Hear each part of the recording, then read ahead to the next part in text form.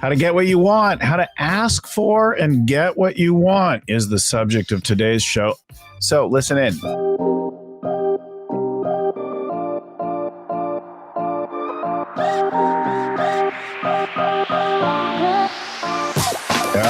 In addition to getting what you want, there are other things that are important as well. And one of the things that companies face, a big challenge they face right now, is finding the right technology partner. So if you're looking for a technology partner, some important things to look for are beyond the expertise in technology itself is their delivery model tailored specifically for business like yours?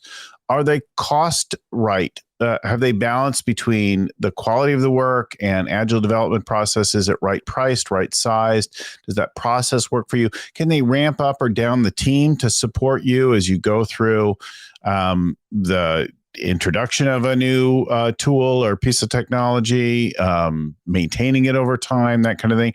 And are they highly process driven so that you get consistent, repeatable results? I've come across a lot of people doing this kind of work, but one of our own scaling up companies, a scaling up venture-based incubator in India, has a recipe for great execution in technology, and their model is tailored for companies just like ours, small, medium-sized companies who are scaling and growing. So they can provide considerable benefit over a lot of others. I suggest you check out Clarion Technologies and see if maybe they could be the technology partner for you. You'll find, we'll throw up a link here on the screen, but go to bit.ly/Clarion Technology, and there's some more information. They'll collect your stuff, talk to you, and see if it's a partner for you. Hi, everyone. My name is Bill Gallagher, host of the Scaling Up Business Podcast, scaling coach, all around friendly, happy guy. And we've got shows like this every week, hundreds and hundreds of shows now on everything to do with the world of scaling up, getting your people right, strategy, execution, and developing yourself as a leader to grow and scale along with your business. I'm joined today by Heather Hansen, who is really, I don't know, we're careful about the word expert, but she's definitely got some expertise in this area.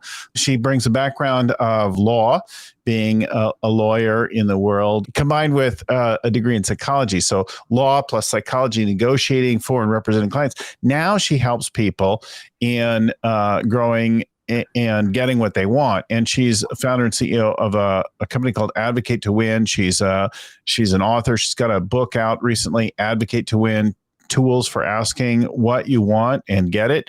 And we're going to talk all about that. So welcome to the show, Heather. Thanks so much, Bill. Happy to be here. Thanks.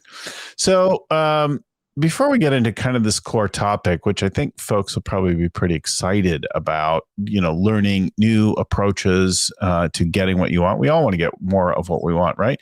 Whether it be in funding, in customers, in our romantic relationships, in every realm, in our family situations, we all want to get more of what we want.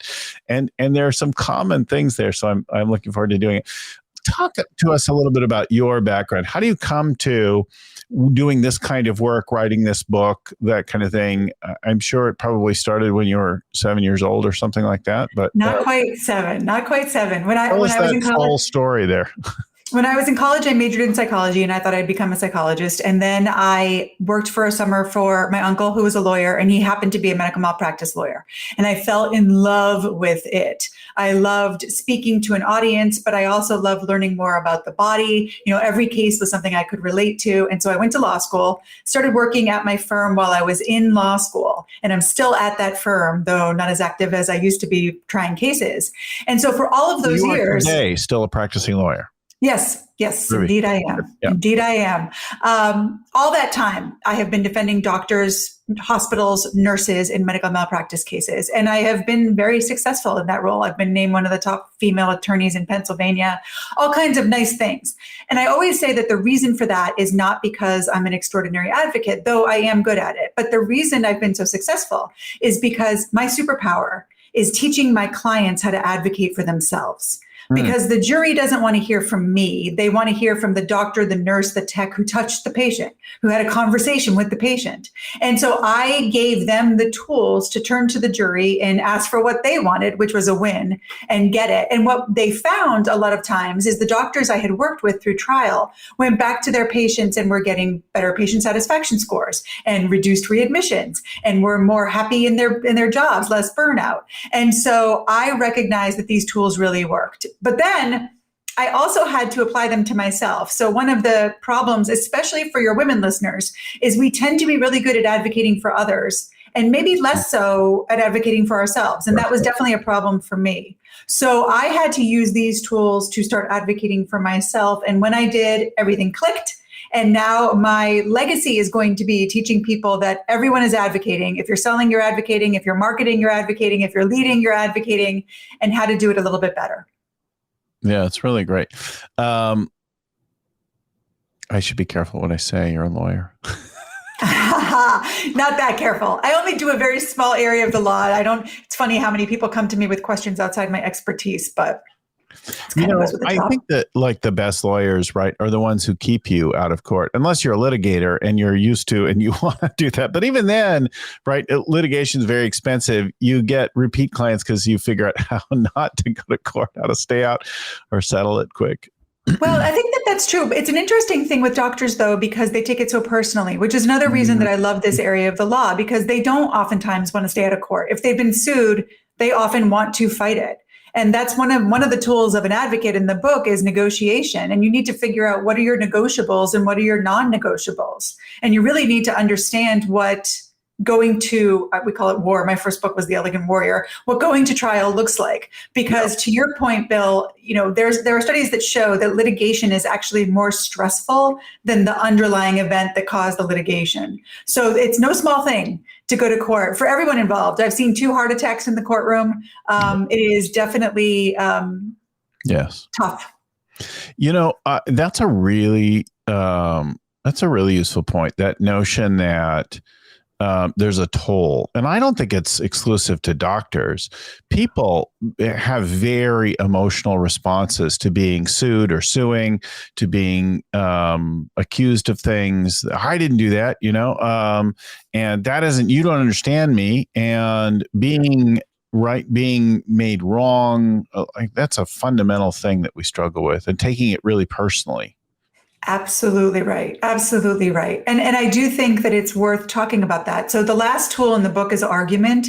And I always say that's the last resort. The hope is not to get to that point. In my cases, there's really no choice. But cases, trials are very different in a lot of ways. In trials, winning and losing is a zero-sum game. One person wins and one person loses every one of my cases. The definition of win that I use in the book and that I use with my clients is to receive something positive because you have earned it.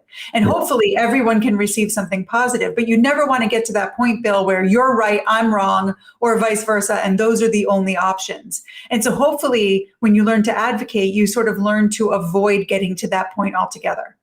Yeah. So we're going to, like I like to do, is talk about some of the stories and the ideas that you have in the book and bring them to life with that. Let's focus in on those before we try to distill out the principles. Why don't you begin? You shared several stories in our preparation for the show, but why don't you talk about I don't know. You talked about somebody who wanted to get a raise or a promotion. And I think for many of our rising leaders, this might apply. For our CEOs, think about, you might discount this kind of a story, but I think that getting a raise or promotion is like getting funding or going to your board for something. It's the same. So tell us that one to start off. Yeah, and it's a great point because it is very similar to getting a raise, getting a promotion, getting funding. I work with a lot of startups who are looking for investments And a lot of, right, exactly. And a lot of C-suite individuals who have to get yeses from the board. Yeah. And the tool so I had a client who came to me specifically for coaching on how to get this promotion that she wanted. And we talked about some of the various tools of an advocate, but one of the main tools is credibility. And one of the things I always say is you can't prove it until you believe it. You know, in the courtroom, so many people have asked me, what did you do if you thought a doctor had actually made a mistake? And when that happened, I would talk to the doctor about a story we could tell that we believed. You know, sometimes it was, this patient is not as damaged as they are saying, it's not worth as much of money as they want in this case, or the mistake didn't actually cause the injury. But I had to find a story that I believed because I couldn't advocate until I did. And the same is true when you're advocating for yourself. If you don't believe that you deserve that raise, that promotion, that investment, if you don't believe that the thing you're asking your board to give you is going to serve the company, then it's going to be really hard for you to advocate for it. So the first step is often convincing yourself. You know, in the book, I talk about your outer jury is the board, it is your investors, it is your boss, it is your manager. Your inner jury is the part of you that chooses whether to believe that you deserve that thing. And so oftentimes you have to start with your inner jury first and really persuade yourself to believe so that you can go out and persuade others to do the same. So what did you do with them? How did you work on that? How did that go? So the way that I talk about building credibility is it's a sort of a 3-part thing. You want to believe yourself. So that means making yourself promises and keeping them, setting expectations for yourself and meeting them. And when you can't, you own it. A perfect example of this is when I was young, I lost 100 pounds. And I always say, I'm so grateful that I had that 100 pounds to lose because it allowed me to believe myself. Now I know if I tell myself I'm going to do something, I will do it because I did a very hard thing. I made promises and kept them, set expectations and met them. And when I couldn't, and I wasn't always perfect, I owned it. And so I talk to my clients about ways that they can do the same in the process of trying to get that raise, that promotion, that investment. And then the next piece is believing in yourself. And that is really recognizing where you have the skills that you need to get this thing. I actually send to new coaching clients a book that we call the Evidence Journal. And every day I ask them to write down 3 pieces of evidence of their talents, their skills, their resilience, their experience, so that they can look back on that when they need to build this credibility. And so it starts with them and then it moves on to the outer. And with the outer, it's the same thing. You want them to believe you. So you start making promises and keeping them. You want them to believe in you. So you start telling the story of your experience and your talents. And then I think the most important way to build credibility with the outer jury is to help them believe that you can help them. Because ultimately, that's what's most important. What'd you do with that woman, though, who wanted the raise? What had happened with her? So it was the same deal. We started with her and she needed to believe herself. So she started making herself promises and keeping them. She knew that she was going to have better access to the people that needed to be persuaded early in the morning. She was not a morning person. She started getting to work earlier and earlier because she started making herself promises and keeping them. And then she also kept her evidence journal and started to recognize that she had all kinds of evidence of her value to the company that she hadn't realized.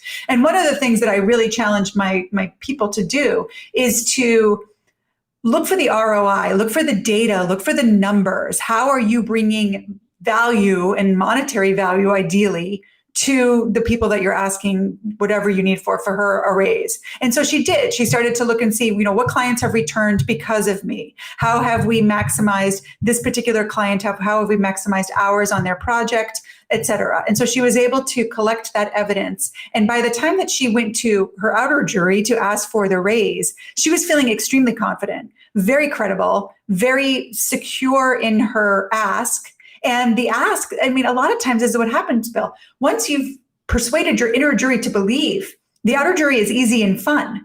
She had her evidence, she had her data, she had her self-worth really well-grounded. And the ask for the raise was like lickety-split, no problem. And that's often the way that it goes once you've sort of established the credibility with yourself. I think that this is a great story. And I love that you're building evidence, building the case. And in the process, you're selling yourself first, right? Yeah. You're getting clear about it. I will talk to new coaches or consultants or other people about getting the price. And they're like, how do you confidently ask for your price? I'm like, I'm really clear the value I provide. I'm really, really clear the impact we make on companies. So I'm not at all shy about it. I have no internal dialogue about that I'm not worth what I'm asking. I'm not like faking it and going, I want $1 million. And Right. I'm really clear what we're going to do. And I've gotten clear in my own head. I can look myself straight in the mirror and know that what I'm asking for is entirely fine and justified and, like that. That's exactly right. In my first book, I have a chapter called Don't Fake It Till You Make It, Show It Until You Grow It. I think faking it is always red. I mean, in my courtroom, the juries always knew when a doctor was being fake.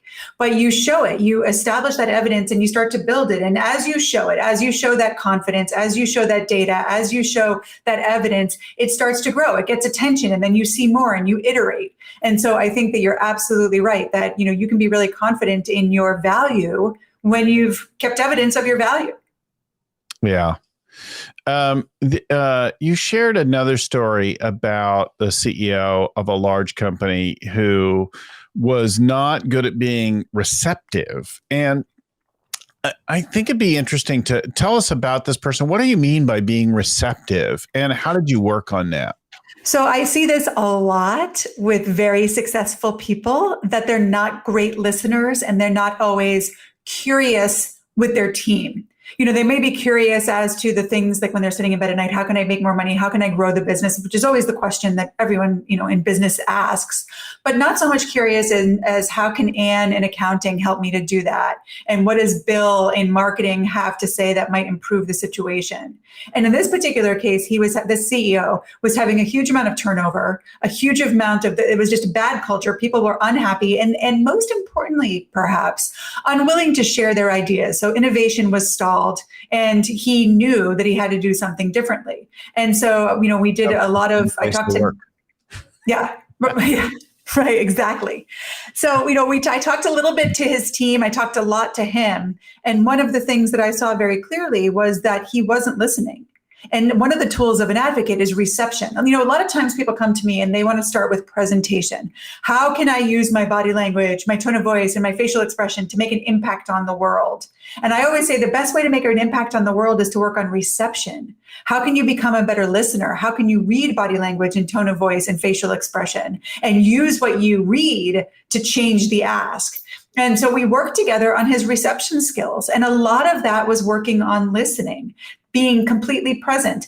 Very simple things like leaving the phone outside the room when he went into some of these meetings. And, making sure one of the exercises I often have people do is, try to, by the end of the meeting, have asked 3 very real questions, like not how was your day, but like based upon what the person is telling you.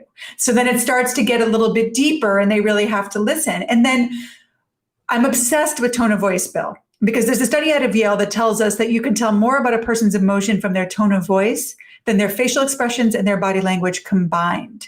And so I often encourage, especially people like him, to challenge himself to try to read. How is this person feeling by listening to their tone of voice? And that's twofold. Sometimes they actually can do it, right? And then that's a huge win because now they know, but it also makes them a better listener because they're all in, they're listening with their eyes and their ears and their heart and their open body. And so this particular CEO really worked at it. And this takes time and it takes practice and it takes presence and it takes, a real understanding that it's a skill that has to be honed. And by the time that we were done working together, turnover had decreased, the culture had gotten better. And I think what he was most happy with was that more and more team members were coming to meetings with ideas and innovation, even if they might get a no, that's not an idea that's going to work for us. They were more, they felt more listened to and heard. And what did the CEO learn about themselves in the process, or what do they see or notice? Oh my gosh, he changed completely. I mean, he truly credits it with changing his marriage because he became a better listener at home as well. And I talk about the 5 C's of an advocate. One of them is curiosity. And he said, I've become more curious, but not just at work, at home, but even like with the barista, he'll start conversations and listen to the answers. And he really likes to challenge himself. He's like one of those triathlete type persons. And so he also like challenges himself, like, how can I read this person's tone of voice? Let me see how right I can be. And then, I don't know if he actually says, are you feeling sad today? But he loves that challenge, and it's definitely worked for him. I think there's a fine line there, though, because sometimes I'm talking to someone and they're telling me something or whatever, and I'm like, wow, I think that this person is stressed or exhausted, but I don't want to say, wow, you look terrible. Well, yes. And you don't have to. Absolutely. I would encourage you not to say you look terrible. Absolutely not. Awful. Did you not put any makeup today? Right. Did you not sleep well? Are you sleeping okay? Yeah. No, and I don't think you have to say it, but I think that if someone's stressed or exhausted, it's not the best time for the ask. Use I wouldn't get to asking for what you want when they're stressed and exhausted. I would start using some of the other tools of an advocate. Yeah. It's not the best time. When they're angry, same deal. If they're sounding enthusiastic and excited and anticipatory and happy, then those are the times that you might want to start pushing for the things that you want them to choose. Yeah. So you're getting connected first. So I this is one that I think a lot of our listeners struggle with in this story. And I noticed for myself that I speak more readily, more easily than lots of people, right? So I, by nature, tend to fill the silence. And I end up doing more talking. And in most conversations, I walk out a little uncomfortable and embarrassed about how much I talked. That's actually a great sign, Bill, because you're self-aware enough to know that. That's actually a very good thing. Oh, I wish I had more questions. Oh, I told too many of my own stories, right? And I'm always thinking that all the time. But I also know that like it starts, especially earlier, with like an inherent arrogance. I think that I am smarter than the vast majority of people, right? Like honestly, logically, I think that it's embarrassing to admit, but I really do. And then I'm worried that I might not be. And so I'm constantly like looking and thinking I know better most of the time, and then being like, boy, but did I get something wrong? And the net result of that is a lot of internal dialogue versus actually listening to the other effing person across the table from me. Yeah. And I think that you can change the way that you look at intelligence, right? Because there's all different kinds of intelligence, and there's a lot of talk about emotional intelligence right now, and different people have different opinions of whether we're pushing on that too much. But I think that, if you are a person who likes to feel like you're the smartest person in the room, then the next time tell yourself, I want to feel like I'm the most emotionally intelligent person in the room. And that means something different. It does mean asking more questions. It means being okay with the silences. I encourage people like you, and I coach a lot of people like you who I have to, again, commend you for your self-awareness, because most of them won't admit it, but a lot of them feel the same way as you do. And I encourage them to go into meetings with 3 questions prepared, so that you can ask those questions and really listen to the answers. And they have to be good questions. One of the tools of an advocate is questions, and it's really important that they're not questions that put the person on the defense and so forth. You have made it so that I have to share this exercise that I share in a lot of my keynotes. And the way that it works, Bill, is if you and I were face to face right now, I would ask you to snap 3 times with your dominant hand and draw a capital E with your finger on your forehead. Okay, so you have just proven yourself correct in some ways. You drew the capital E facing yourself so that you could see the E like this. You could have drawn it like this so that I could see the E. Now, it's a little bit weird with the camera and everything. It might be flipping. Right. I'm looking at a image of myself next to you on my screen right here. Right.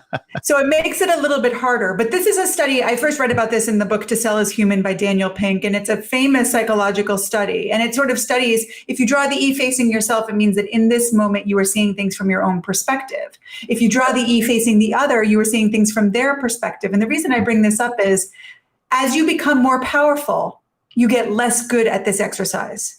And brain MRIs actually show that as you become more powerful, the part of your brain that's affiliated with empathy shrinks. I just had Michael Platts, who's the author of The Leader's Brain, on my podcast, and we talked about this. And so this is something to practice. You practice sort of listening. You practice being curious. You practice, another tool of an advocate is perspective. You practice seeing things from the other's perspective. And as you do, you get better. And maybe that part of your brain won't shrink as you continue to become more and more powerful. So the thing that I do is, one, as you pointed out, I recognize that I am like inherently arrogant and talkative, noisy. And so I design in, I suppose I think about, I don't make a list of 3 questions, but I design in questions and opportunities to ask and think and look. And I've learned to probe different. I also like that question, or the thing that you said about noticing the tone and then trying to guess at the emotional state. Yep. And so I'm often thinking about and noticing and connecting tone and emotional state. How's this person doing and how are they feeling right now? And so I spend a lot of time doing that. If somebody gets really agitated or is animated, then I ask myself, what are they not saying? And I try to speculate at what's underneath everything that they're either unconscious about or afraid to say. And I try to create some room or permission for that to be spoken. And I might call it out. Are you like this maybe by any chance? And speculate it on to try to like crack the nut there and give them room to just be all of it, whatever it is. I think that's a phenomenal skill. I just did a show similar to this the other night, and we were talking about this because as an attorney, listen, I am not inherently a good listener. I think that, right, but I think practice it though. Well, and I had to practice it in the courtroom. Yeah. Right? Like I remember so many times there's a witness testifying and my client, the doctor next to me, wants to tell me something, and I get it, right? They want to talk to me about something that's happening. But I'm like, I give them the shush hand because I have got to listen to every word the witness is saying so that I can cross-examine that witness or use it with another witness or read the tone. And so that practice has made me an exceptional listener. And if you've ever read the book, and I bet you have, it's such a good book, Never Split the Difference by Chris Voss. Yeah. So he talks about the best listener in the room is the best negotiator. And I always say the best listener wins. So this is a skill that will help you win. Yeah, I totally get that. I think that like looking and listening deeper makes a huge difference. And considering that there are things that are unspoken that are not being said is a really powerful thing. There's a book, we'll have to have these guys on at some point, Robert Keegan and Lisa Leahy, how the way we talk can change the way we work. Do you know this? No, but it sounds good. Yeah, a couple Harvard professors. And this is the core idea that behind every complaint lies a commitment. When people are making a lot of noise about something and they're agitated or animated, I like to coach our leaders that there's something virtuous, something that they care deeply about. Commitment, you could also say value. What is the thing that matters to them behind this thing? And if you speak to the virtue, the commitment that they have or the value, then people often get like really moved, right? They're like, I love that. I love that idea. I wish I had known that before I wrote my first book because, we start our cases with complaints. And so in the first book, I made the analogy that a complaint, if you just stay there and don't move forward, nothing happens in the case. But I love this idea because I think you're so right. If people are taking the time to complain, then they care, And so then the question becomes, what do they care about? Right. And if you can explore that, you are well on your way to becoming a better advocate. Talk about the client looking at a career change. And although our listeners, by and large, aren't involved in career changes, that same kind of a conversation, it relates to shifts in our business, what we offer our customers, that kind of thing. There's a transfer. So anyway, I think it's a useful example. Yeah, this was another C-suite individual who was working at one particular company and wanted to move to a company that was couldn't be more different than the first company. And so he wanted to talk about, and a lot of it was building credibility, right? He had to believe that he had the skills and the tools to be able to be effective at that second company. But the second part of it was evidence and really honing in on evidence. And I think that, when we talk about evidence, all of your listeners have evidence. And in my cases, we all have the same evidence. The other side has the same medical records, the same medical models, the same testimony, the same depositions. And it's what you do with that evidence that matters, right? The story that you tell. People often say facts tell, stories sell. And I say, yes, but advocates win because there's almost always competing stories. So he was competing with someone else to be the CEO of a different company. And he had to collect evidence of what he would bring to that company. And so we worked for 6 to 9 months on collecting that evidence, on writing it out, on looking at the data and pictures and looking at all of the ways that it could be presented. Who could tell these people? Who are the people who could speak to it? What are the numbers that support it? Are there pictures? Are there video? There's an old advertising maxim that says that you have to say something 7 times in order for your message to be heard. And when I work with people, we talk about doing 7 times 7 ways so that you're not just like shoving them the same numbers over and over again, but you're doing it with a testimonial. You're doing it with a picture. You're doing it with a graph. You're doing it with a number. And so really working with that evidence. And then the other thing that we do to play with the evidence, and that's one thing that my clients hear me say all the time, play with the evidence, is we look at how the evidence could help us to win. All the ways in which the evidence supported him being the best fit for the board that was looking for a new C-suite individual. And then we looked at all the ways that the evidence could make him lose. Now, you would think that this is a problem, right? Because it's going to hurt your credibility, but you've got to see where you could lose in order to win. I know that for sure from the courtroom. One of my clients actually got upset with me because I was always looking for, well, what about this? What about this? And he said, sometimes I feel like you're on the other side. And I said, that's my job, because if we're not prepared for every way that we could lose, we can't counter it. And so this C-suite individual did the same. What are ways that the other person that they were looking at is better qualified, has a better story? How can we counter that story? How can we build our story up a little bit more than that person's? And so I have this win-lose-weird process. The weird part is, what weird thing could happen here? Could another person swoop in and try to apply for this position, go into the board? Is somebody related to a board member? Like, we look for the weird. And it's, I think maybe once have we predicted the weird? But when you're creative about looking for the weird, when something weird does come up, it doesn't knock you off your feet the same way. And so he did all of that. He played with the evidence. He came up with more than 7 ways to present it. And he came up with how it could help him win and ways that he could lose. And then he countered those ways. And of course, I wouldn't be telling the story if he didn't get the position. But playing with the evidence, I think, not only got him the position, but also, just like with the other people we've talked about, changed the way that he advocates. What I love about this, it reminds me of the story of the blind men and the elephant, first of all. Do you know that ancient story? Yes, absolutely. The blind men and the elephant is a very, very ancient story about 5 blind men taken to see an elephant for the first time. And see, with air quotes, right, means they're going to touch the elephant. And of course, they bring the blind men to the elephant, and they all touch different parts of the elephant because they stand around the elephant. And one touches the air and describes it as a big leathery hide, and the other touches the leg and describes it like a tree trunk, and the tusk and the snake for the nose, and like all that, right? And I think that the notion that getting people malleable with different ways of looking at the same set of facts, the facts are the elephant, right? The elephant in the room. But we all see a little different slice of it from a little different perspective, and they're actually all valid, right? And our perspective is the only way of looking at it, right? Same data.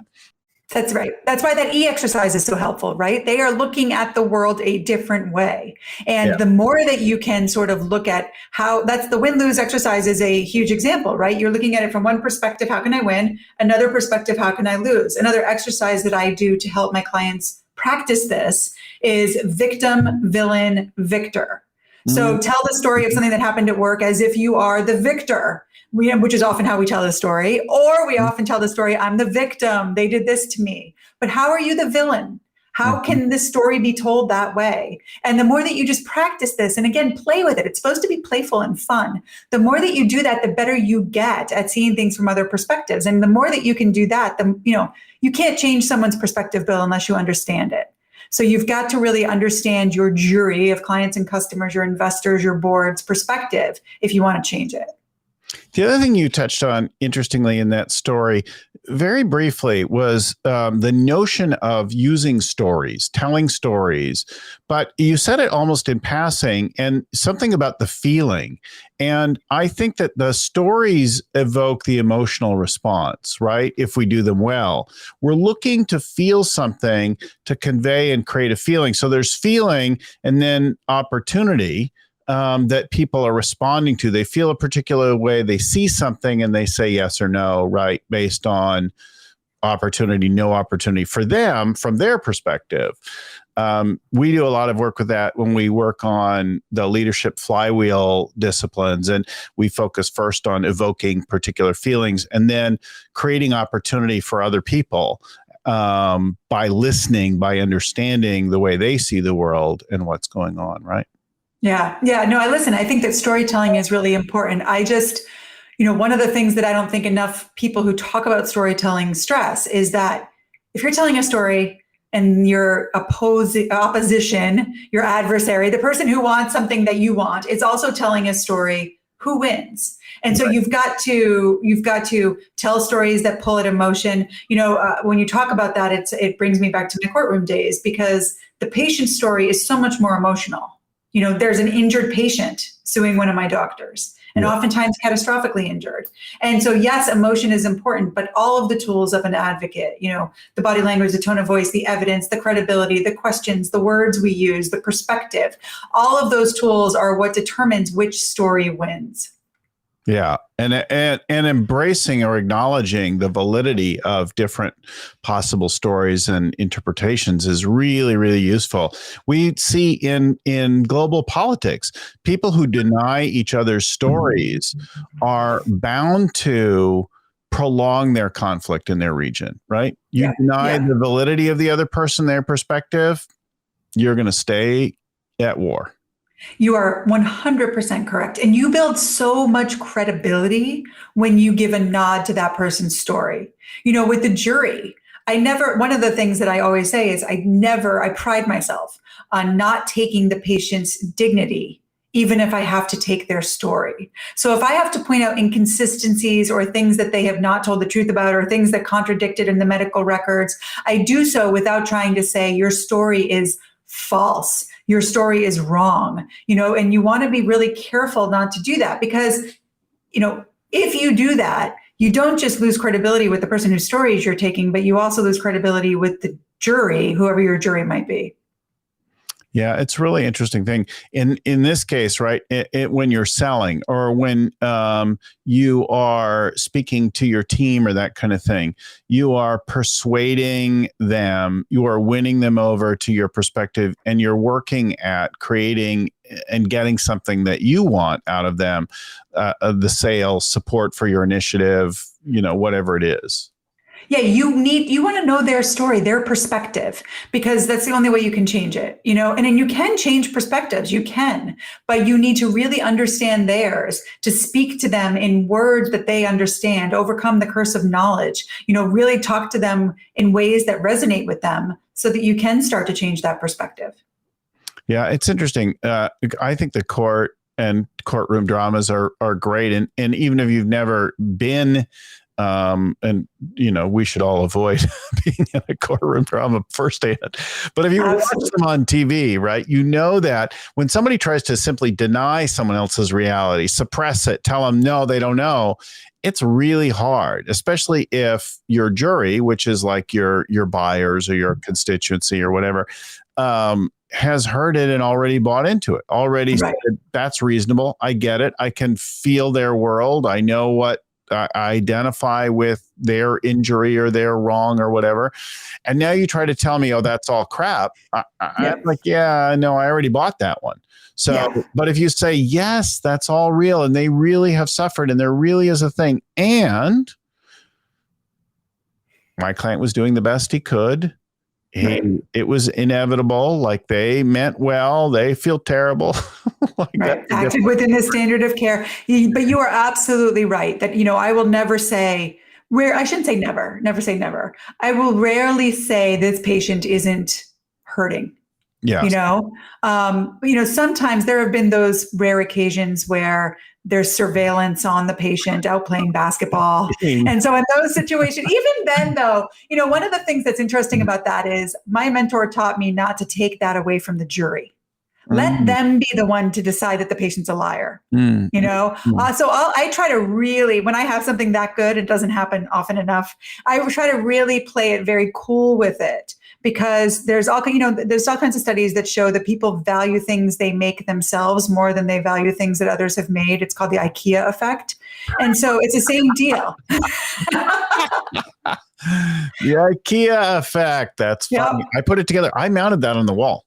Exactly. And now it's very valuable.